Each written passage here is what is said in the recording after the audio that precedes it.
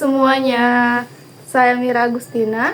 Dan saya Yuni Sunyati, kami dari kelas AP24A. Kali ini kami akan membahas tentang pelayanan publik bagi kepuasan masyarakat dalam membuat EKTP. Mulai dari pengalaman masyarakat, kritik, sampai harapan untuk pelayanan yang lebih baik. Yuk simak obrolan kami hari ini.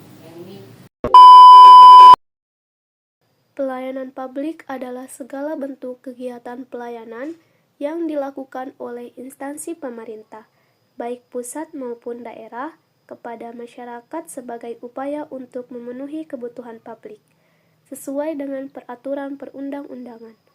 Pelayanan publik itu gampangnya semua bentuk layanan yang dikasih pemerintah buat masyarakat. Jadi, kalau kamu bikin KTP, berobat di puskesmas, ngurus SIM, atau minta izin usaha, itu semua termasuk pelayanan publik. Contoh pelayanan publik. Pelayanan publik itu bisa kita temui di banyak hal. Misalnya, saat kita bikin KTP, kartu keluarga, atau akte kelahiran di Dukcapil.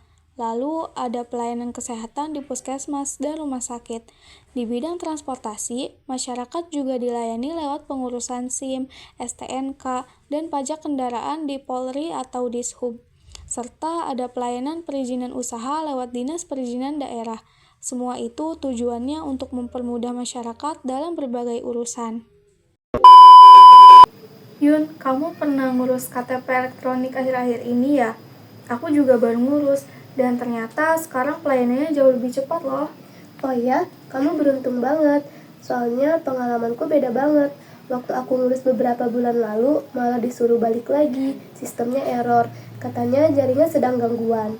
Iya, gangguan sistem itu bisa aja terjadi di mana-mana. Tapi yang penting, sekarang pemerintah sudah berusaha memperbaiki.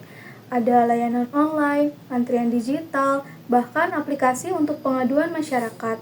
Itu bukti kalau pelayanan publik makin modern.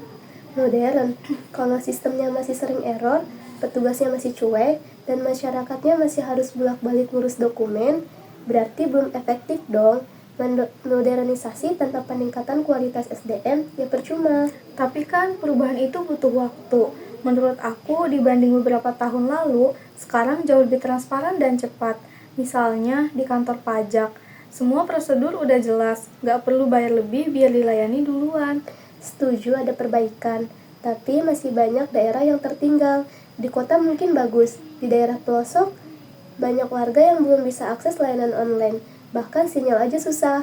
Itu artinya pelayanan publik belum merata. Nah, itu emang tantangan besar, pemerataan. Tapi, bukan berarti kita nggak mengapresiasi usaha yang udah ada. Kalau masyarakat juga aktif mengawasi dan memberi masukan, pasti pelayanannya makin baik. Aku setuju soal itu. Tapi seringkali laporan masyarakat gak ditanggepin. Contohnya, ada warga lapor jalan rusak lewat aplikasi, tapi berbulan-bulan gak ada respon. Jadi sistemnya bagus di atas kertas, tapi implementasinya masih lemah. Mungkin masalahnya di koordinasi antar instansi, tapi ya itu tadi, setidaknya sekarang ada jalur resmi buat mengadu. Dulu kan gak ada sama sekali, kita harus akui ada kemajuan. Oke, aku akui ada kemajuan. Tapi bagi aku, pelayanan publik baru bisa disebut baik kalau cepat, ramah, dan merata, bukan hanya di kota besar. Jadi masih panjang perjalanannya. Tapi aku tetap optimis, dengan teknologi dan kesadaran masyarakat yang makin tinggi, pelayanan publik ke depannya pasti jauh lebih baik. Iya, semoga saja begitu.